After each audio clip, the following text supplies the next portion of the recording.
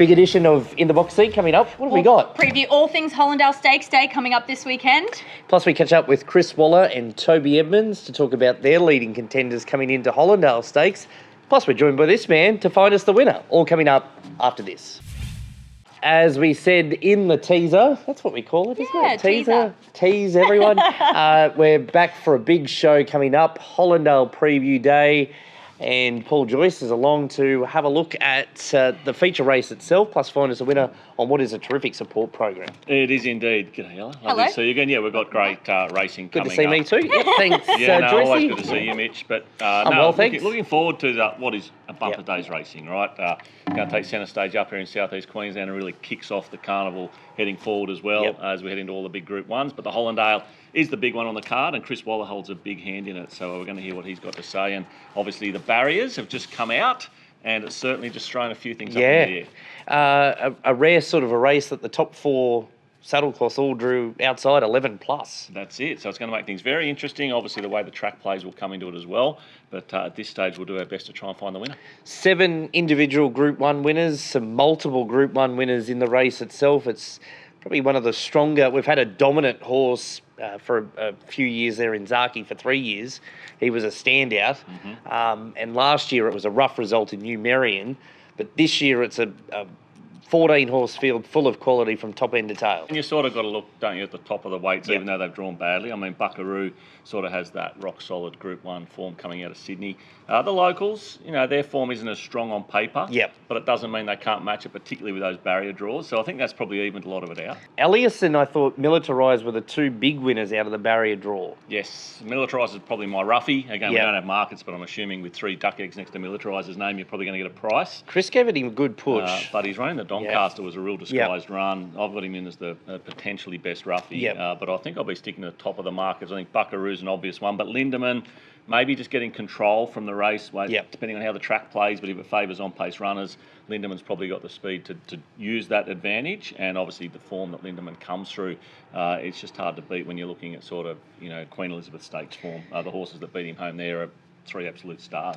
And it seems to me that Chris, and we'll touch upon this with the interview with Chris a little bit later in the show, but he's saved a couple of these horses back for Queensland instead of the full tilt autumn and then see what I've got left for the winter carnival. So. I mean, look, they were bumping into Via Sistina and Fangirl, particularly when you look at your Lindemans, your Buckaroos. So they weren't quite at that level, but no horses are. Like, they're the 2 best probably weight for age horses of the autumn, in particular Via Sistina. So I suppose when you train all those horses, then you've got the luxury of saying, well, these aren't quite at that level, let's aim for Queensland. And here they are turned up fresh, probably ready to go. And they haven't been given great barriers, but they've got the right jockeys on board to overcome that. You've got J-Mac, you've got Nash. So, I mean, he's got everything in his favour, doesn't he?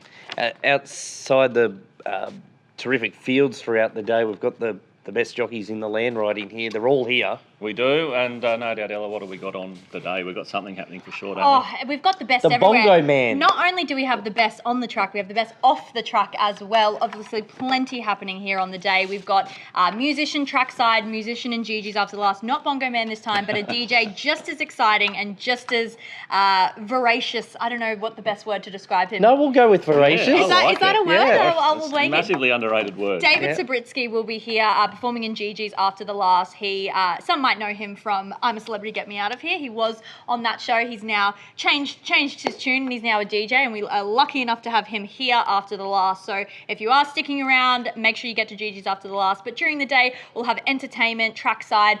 We have the 4X house here. If you haven't picked up tickets yet, there are still some available, so get your tickets to that. We'll have giveaways in there, win a bunch of 4X merch. The Tab Clubhouse will be in operation. If you want to win some goodies, head to the Tab Clubhouse when you come through the gates.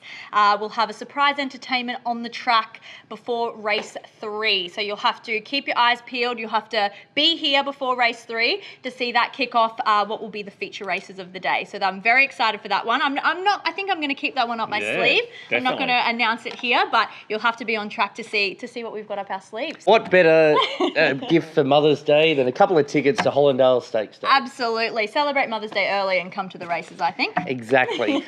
As we mentioned at the top of the show, we caught up with Chris Waller to discuss his chances throughout Hollindale Stakes Day, but in particular his 4-prong attack going into Saturday's feature. Chris, you're back here on the Gold Coast this morning to see the last-minute preparation as we head towards Hollindale Stakes Day. A big four-prong attack going into the race this year. Probably the strongest contingent of runners that you've had in this race for some time. Yeah, it is. It's just how it's worked out. And a lot of the horses have started their preps later, and yeah, they're coming up here with a bit to offer, whereas previously, the last few years in particular, the firepower hasn't quite been good enough, or they've been tired horses coming up. But yeah, I can make a case for each of the four that they could win the race. Will certainly run well. Good to see Chris up here on Tuesday morning to oversee the last-minute preparations of the horses going here on Saturday. We also caught up with Toby Evans. Toby and Stephen have got Spicy Martini heading towards a very strong Guineas, but she's an excellent little filly in her own right. She's got a terrific record next to her name, and she lines up for the locals in Saturday's Guineas. Toby, we head towards the Gold Coast Guineas on Saturday. Spicy Martini, she's such an underrated filly. All she can do is keep going to the races and perform the way that she does, and somehow she keeps starting at silly prices. Did the win first up somewhat come as a surprise, or did you expect her to perform to that sort of manner? Look, I suppose you go there knowing she's going well. How do they take that next step at that level? And whether they come back well. She come off a really soft trial. She's not a filly we really bottom out on the track. So look, nothing surprises me with her, to be honest. Her work this morning was, off the charts. She's a very, very good track worker, and we expect her to perform well Saturday. Terrific Guineas this year. It really does support the Hollindale. It's a cracking lineup of 3-year-olds. It is indeed, Mitch, and obviously the top of the weights there, Basusto. Well, it's a set weights race, which gives Basusto the massive edge. Won the Gold Coast, or the Magic Millions Guineas here over the 1400 back in January. And looking at the set weight scale of this race, just at the rating figures and the good barrier draw, Basusto's, I'm assuming, going to come up fairly hard in the market. Then you've got, obviously, your Spicy Martini coming off the big win first up from a spell, so already got that run under the belt. I think Zoo Baby was second there. Probably just knocked up late from fitness perspective. I think Zoo Baby will really come on from that run. She's got a good barrier as well. Hella Fast was going to be one I was really keen on, but he's come out and drawn the outside barrier, so he might just have to go on ice for one more run. I thought his return run at Eagle Farm was perhaps the best of them out of that Spicy Martini race. So I think a lot of punters will go to that race to do their form for this particular Guineas. But will Basusto maybe just too classy? Chris always keeps his cards close to his chest. He does. But he did mention that 3-year-old Emma in glowing terms. In talking? Yep, okay. Says he's a very nice colt. So he's back after that Golden Rose preparation. So he looks well in with James McDonald. He looks beautifully placed with J-Mac Scratch aboard. from last week, save for this week. And obviously J-Mac's rides, as usual, we'll be taking the J-Mac tax. And it's got red colours, so you'll tip it. Perfect. There are a few other red names on the tipping sheet today, so we'll save those for Have later. you tried a Spicy Martini, Ella? I have tried a Spicy Martini. I think I also backed Spicy Martini, obviously, when it was here during Millions Carnival. Obviously, that was the Aquas horse in the slot race.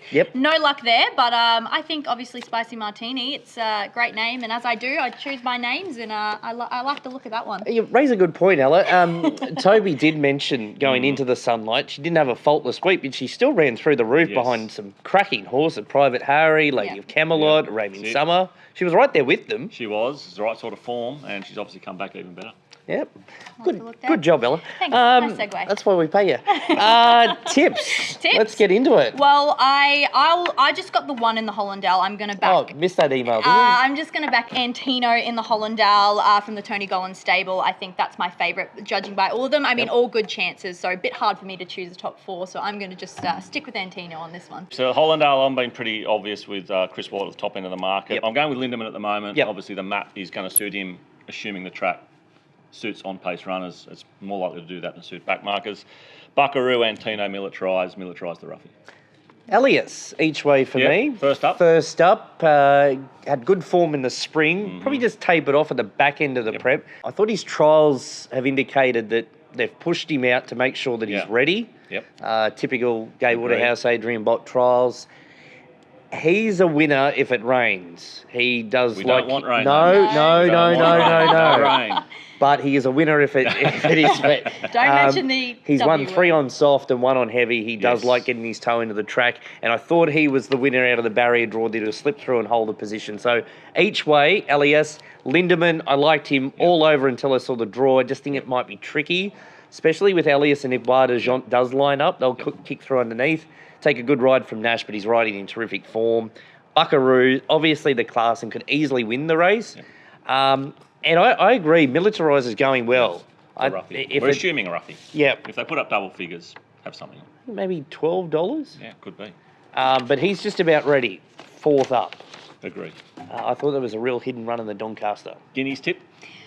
I have not got anything for the Guineas. I've gone one in the Gold Coast Pays bracelet. to read your notes. Yeah, bracelet. And I wonder why I've gone this. You guys can all guess for yourself. Ella Hazel in the Gold Coast bracelet, I think, is going to be my... And sticking loyal to Red Defcon in the silk stocking. Sticking loyal to Red Defcon. I've had lots of luck with Red Defcon, so I'm not going to shy away. When you're on a winning streak, I'm going to keep to it. So they're my 2. Sorry to not have one for the Guineas, guys, but I'll leave the form experts. Guineas, I'm going Basusto, obviously. Again, we don't have a market, assuming hard in the market. Yep. Hella Fast was going to be my top pick until I saw the barrier draws, goes on the cooler till 3rd up from a spell. And Zoo Baby, Spicy Martini, not much between them again. I think Zoo Baby probably has the best tactical speed in the race. Emirate, for me, I would have loved to have seen a draw for Fingers Hunter. There's something about that horse after that run last week. It was heavily backed, no luck. Quickly, the Ken Russell. Yes, pretty keen on Beedman coming up from Sydney for the Snowdens. Couple of things I like about Beedman. The trials and obviously the race form's been rock solid. Yep.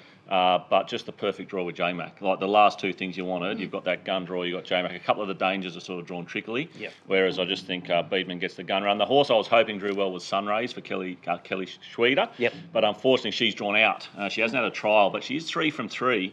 And I think she's sort of the strongest of the locals, but maybe the Sydney Siders will get away with that one. Just a quick look at it. The Gold Coast bracelet looked really hard. Yeah, so Yu Wang was top-rated horse, Yep. but didn't accept off running a placing in the I'm really Oaks. keen on one there. That's my best tip of the day there. Well, sharing's scary. So Pleasure Artist. Oh, that's the horse For that got Freedman flattened the other day, start. didn't So it? Pleasure Artist is coming out of 2 stakes races. Yep. Both of them have been tragic. Yep. Randwick got locked up for run the entire straight, never got out, then got KO'd the other day up at Eagle Farm.